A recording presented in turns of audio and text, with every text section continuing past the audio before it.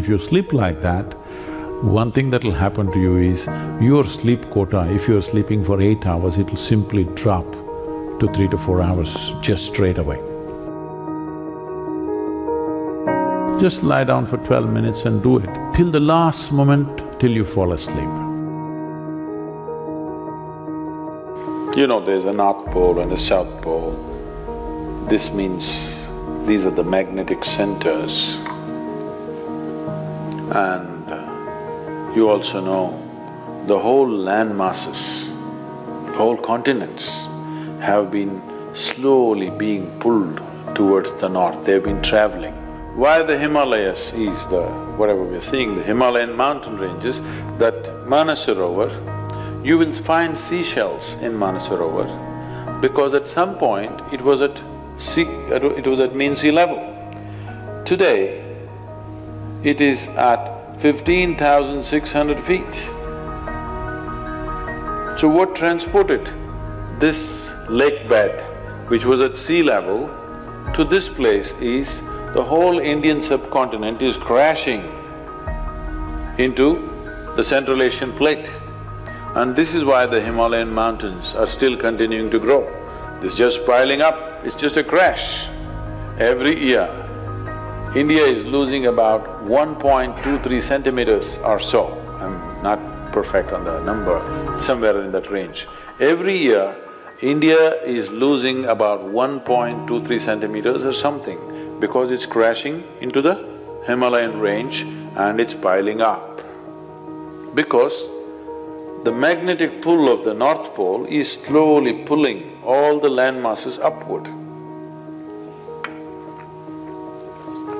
So such a huge magnetic pull where the continents are moving up, that kind of magnetic pull is constantly in enforcement across the globe. Suppose you had a little bit of anemia, if you went to your doctor, what does he prescribe for you? So it seems to be like it's an important ingredient of your blood, yes? So if iron is floating around in your blood, and if I put a very powerful magnet to the top of your head, it is possible that slowly blood may start moving in that direction, isn't it? Let's say if it's a very, very powerful magnet, it may start slowly pulling it up because there is elements of iron in the blood. Your body is designed like this, that your heart, which is the pumping station of the circulatory system, is 3/4 of the way up, not halfway down, because it is difficult to pump against gravity, easier to pump towards gravity, so it's placed here. Generally, all the pipes that are flowing down are larger ones, what is going up are much finer ones. As it goes up here, they're almost hair-like. So minute that the circulatory system in your brain is such that if one extra drop enters there, hemorrhages will happen. People have strokes. So now you were like this, now you went like this. Already there is a little bit of imbalance in the system because heart was pumping, calculating the gravitational resistance. Now suddenly there's no gravitational resistance, you became like this, and now you put your head towards the north. Slowly, it gets pulled towards your brain. So one thing that could happen to you is you could have disturbed sleep. If you put your head to the north and sleep, you could have disturbed sleep, all kinds of dreams happening. If you are in your old age, it is possible that you can have a stroke or you could just die in your sleep. It's very much possible. Not that if you sleep one day you will fall dead. Every day, if your bed is arranged that way, that every day you're sleeping, put your head to the north, you are asking for trouble. Some kind of trouble, we do not know what kind of trouble you will get, that depends on the strength of your system. If it is weak, very weak, you may fall dead, or you may get a stroke, or you may just get disturbed sleep, you may just have nightmares, or during the day you act funny. So many things will happen because excess circulation is happening in the brain when it should not be happening, simply because you put your head to the north. So in case you go to South America, then you should not put your head to the south. If you went to Australia, you should not put your head to the south. You can put it to the north, out there. In the northern hemisphere, you do not put your head to the north.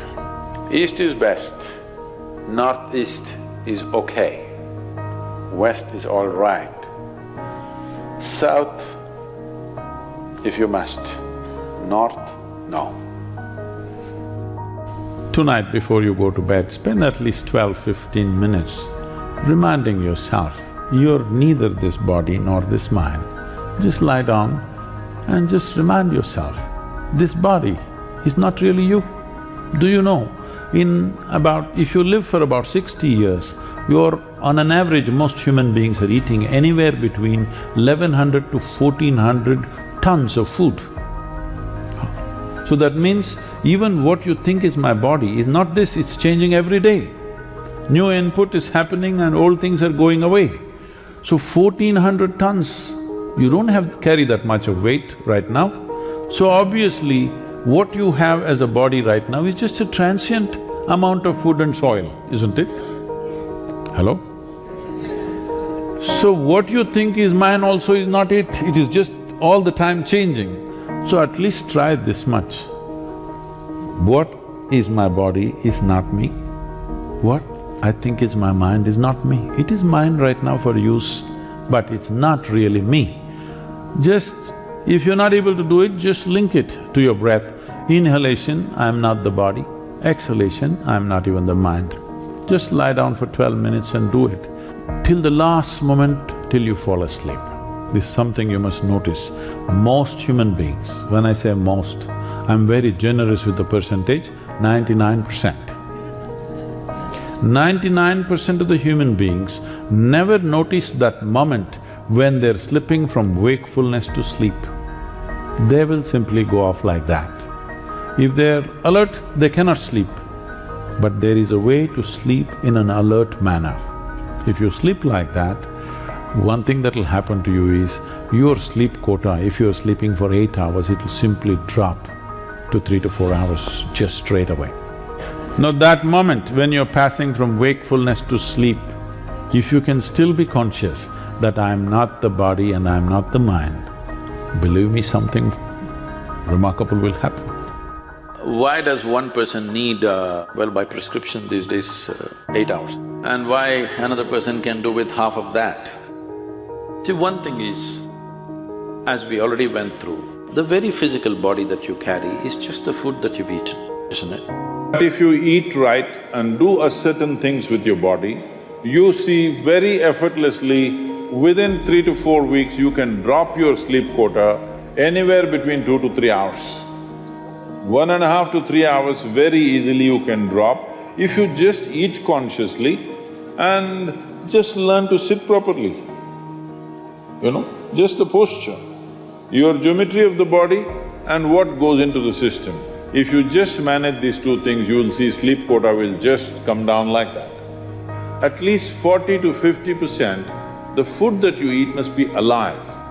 You eat dead food and you want to live, this is a little difficult thing to do, because you have to raise the dead now. But if you eat live food, one thing you will see is the state of your mind, your focus and your sleep quotas, and above all, staying awake is not good enough, you have to stay alert, isn't it? How alert you are, how focused you are, only to that extent everything yields to you in this world, isn't it so? If you eat a leaf, a vegetable, a fruit, a nut or a sprout, this is much simpler. If you must eat non-vegetarian food, you must eat that which is furthest away from you. So generally, fish and water life is furthest away from you. So if you must eat non-vegetarian food, fish is the best thing to eat that way.